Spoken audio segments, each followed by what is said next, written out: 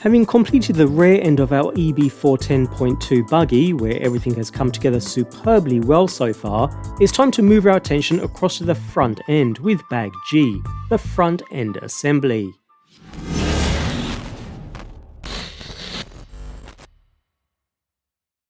Bag G contains all the parts required to start off our front end assembly, so the arms and the sway bar, which is 1.4mm up front, and is now included with the kit rather than being an optional accessory. The arms are slightly different and use the thicker 3.5mm hinge pins just like the rear, and finally we have the A and B blocks, which are slightly beefier than before. We'll be using some thread lock with this bag too, so keep that handy. And just like the rear, I'm going to get the arms on first before the sway bar, so we'll start with the B block, where we need to install our hinge pin inserts, the stock being the single center dot down inserts, and can then be installed to the rear of the front gearbox using two 20mm button head screws. Moving across to our first arm now, where we insert the first droop set screw on the inner center, followed by inserting the hinge pin, and seating into the B block we just installed. Repeat the same with the opposite arm so that we have both now in position, and then drop 3 shims totaling 2mm onto each hinge pin.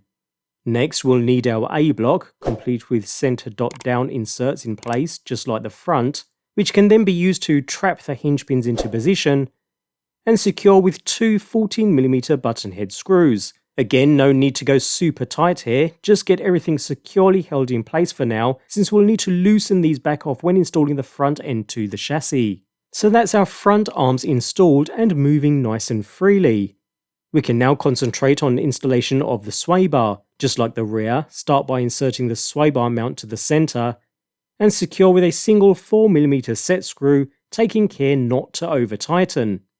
Now we can place the sway bar into position on the front of the bulkhead and cover with the sway bar mount, while securing into place with 2 6mm button head screws. Next we add the 2 4mm set screws just below, screwing all the way in until they touch the sway bar, then backing off just a touch so that the sway bar is able to move freely. That just leaves the other ends of the sway bar. For those we need to construct the sway bar links by inserting a pivot ball into each end, one with just the ball, and one end has the small collar. Again, the Tekno shock tool comes in especially handy here. And then insert a 4mm set screw with some thread lock applied, just enough so it begins to bite. Repeat with a second linkage arm too. Now we insert one end of the sway bar into the pivot ball and tighten the set screw to secure down into position, before placing the other end of the linkage into the suspension arm and securing into place by inserting a 20mm button head screw through the arm and the pivot ball, securing it in place. Repeat the same process on the opposite side, securing the sway bar into position.